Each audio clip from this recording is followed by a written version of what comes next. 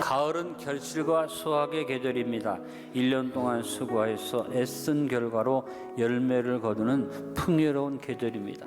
가을의 결실 속에 최선을 다해서 수고한 사람에게 하나님은 거두게 하신다는 뚜렷한 교훈이 있습니다. 그러나 또 하나의 교훈은 게으르고 나태한 사람은 이 가을이 고난을 선물로 줍니다.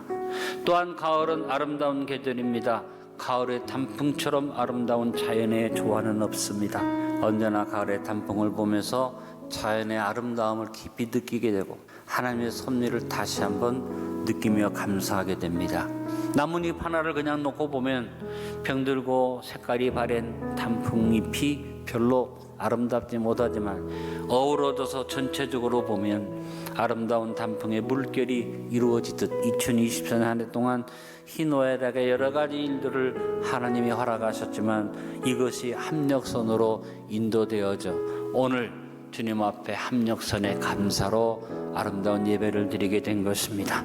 이렇게 풍요롭고 아름다운 결실의 계절, 특별히 추수감사절을 맞아서 하나님의 은혜와 사랑에 감사드릴 수 있는 특별한 절기와 날을 정하고 지키는 것은 하나님도 기뻐하시고 누가 보아도 아름다운 일이고 우리의 신앙생활에 성숙을 이루는 복된 일이 됩니다. 이렇게 추수감사의 절기를 정하고 감사하는 것도 참 중요한 것이지만 사실은 일상의 삶에서 감사를 마음 먹고 실천하면서 감사가 습관이 되고 감사 전문가가 되기를 바랍니다. 2024년 추수감사절을 맞은 여러분에게 어떤 별명보다도 감사하는 자의 별명이 있기를 간절히 바랍니다. 먼저 감사하는 자가 되기 위하여 항상 주님 덕분에 사는 것을 잊지 말고 삽시다. 어떤 특정한 일이나 사람한테 감사하는 것만 아니라 여러분의 감사가 필수 실천사항이 될 수 있도록 늘 감사 생활을 합시다. 데살로니가전서 5장 18절에 범사에 감사하라. 이것이 그리스도 예수 안에서 너희를 향하신 하나님의 뜻이니라. 몇 마디의 감사, 인사하는 것, 감사를 표현하는 선물로 대신하는 것은 의례적인 감사죠. 이것을 넘어서서 저와 여러분의 삶 자체가 감사가 돼야만 하겠습니다. 우리가 살고 누리는 모든 것이 하나님의 은혜이기 때문입니다. 한 해 결산하면서 이익이 남고 소유가 늘어나고 창고가 차게 되고 은행에 잔고가 넘치게 된 것만 계산해서 감사한다면 그것은 감사라고 볼 수 없습니다. 지금까지 주님을 누렸던 모든 것에 대한 감사가 풍성해야 마땅함을 기억하십시오. 여러분 항상 지나온 과거의 날들을 감사로 정리하며 삽시다. 큰 소리로 고백합니다. 주님 덕분에 잘 살아왔습니다. 그래서 우리는 무엇보다 현실의 자리를 살피며 이제까지 내가 한 행위보다 누리는 것이 언제나 분에 넘친다는 것을 잊지 않기를 간절히 바랍니다. 여러분 존재하는 자체만으로도 이미 우리는 너무나 많은 것을 받아 누리고 있으므로 항상 현실을 감사의 자리로 만드는 여러분들 되기를 바랍니다. 한 번 더 고백합니다. 주님 덕분에 잘 살고 있습니다. 우리는 좋은 아버지 예비하심 속에 살고 있습니다. 앞서 살펴본 것처럼 우리가 내일 우리에게 주어질 생명과 그 생명과 더불어 주어지는 태양과 공기와 같은 우리의 환경의 모든 조건을 우리는 준비한 것이 없지만 하나님은 완벽하게 준비해 주셨습니다. 더구나 하나님은 특별히 하나님이 사랑하는 자녀들을 위해서 특별한 걸 준비해 놓으신 분입니다. 여러분 기가 막히게 준비된 내 삶의 미래를 감사하며 미래의 자리를 감사의 자리로 만들어 갑시다. 한번 크게 고백합니다. 주님 덕분에 살아갈 것입니다. 감사절로 정한 추수감사절에만 감사하는 것 아니라 우리는 항상 우리의 과거, 현재, 미래를 다 감사하는 곳 범사에 감사의 마음을 품고 사는 주님 덕분의 백성이 됩시다. 그 다음 감사하는 자가 되게 하여 항상 주님 먼저를 앞세우고 삽시다. 여러분 우리가 감사가 넘친다면 당연히 주님 먼저의 삶을 실천해 나가야만 합니다. 일상의 삶의 범사에서 최우선순위를 주님께 두고 살아야지 돼요. 그래서 주님께 먼저 여쭤보고 기도하고 모든 일을 예수님의 이름으로 행하고 주님 뜻 먼저 생각하고 주님의 뜻을 분별하는 삶을 살고, 그리고 먼저 주님께 감사드릴 것을 준비해서 드리는 삶, 일상의 범사의 최우선 순위가 주님 먼저가 돼야만 여러분이 감사하는 자가 될 수 있어요.